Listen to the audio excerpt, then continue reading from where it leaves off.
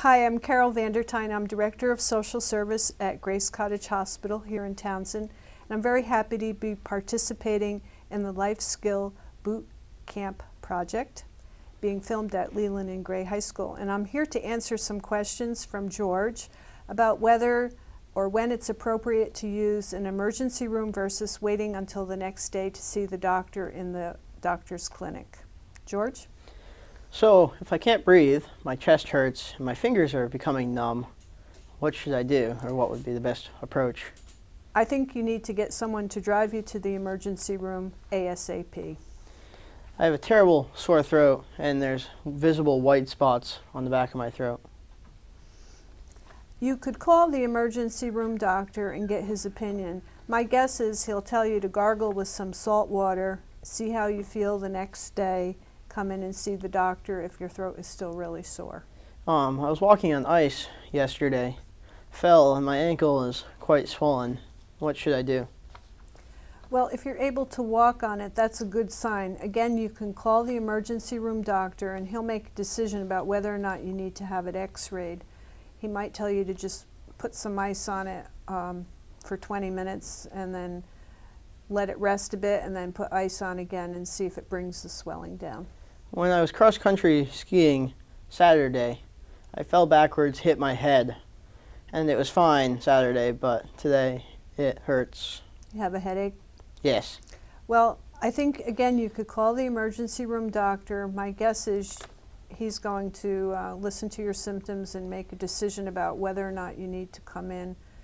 It's possible you have a little concussion, but only a doctor can make that decision. When I was watching a small child recently, the child had a temperature of 99 degrees. Was it a bad thing that I did not call the emergency room? No, I think you did the appropriate thing. I think especially when people are new parents, they get really paranoid if their baby has a temperature, but temperatures fluctuate quite a bit during the day, and if a kid has a tantrum or something, their temperature probably goes up a little bit. The doctor would probably tell you to take the kid's temperature in an hour or so and see if it's increased, and if it hasn't, I don't think there's anything to worry about. In woodworking recently, a friend of mine got a small sliver in his finger. He felt that he needed to go to the emergency room. Do you think this was an appropriate use of your services? No, not really.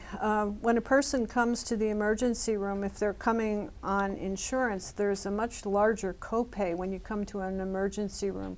If you can wait until the next day and see a doctor, if it's a sliver that you can't get out and you think it needs to be gotten out, doctor could do it next day in his office. You don't need to see an emergency room specialist for that.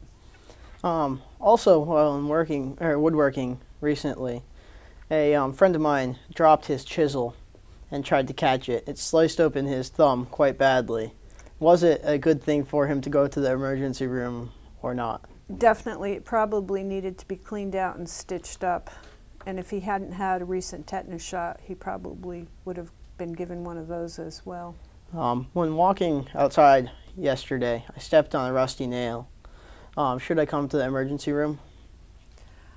You probably don't need to come to the emergency room for something like that. You could call your doctor and have him review your records and see when you had your last tetanus shot. You might want to get into his office, you know, during the next week or so to get a tetanus shot, but I don't think that's an emergency room necessity. Okay, thank you for answering these questions today. They've cleared up some things for myself and some friends. I'm glad I could help.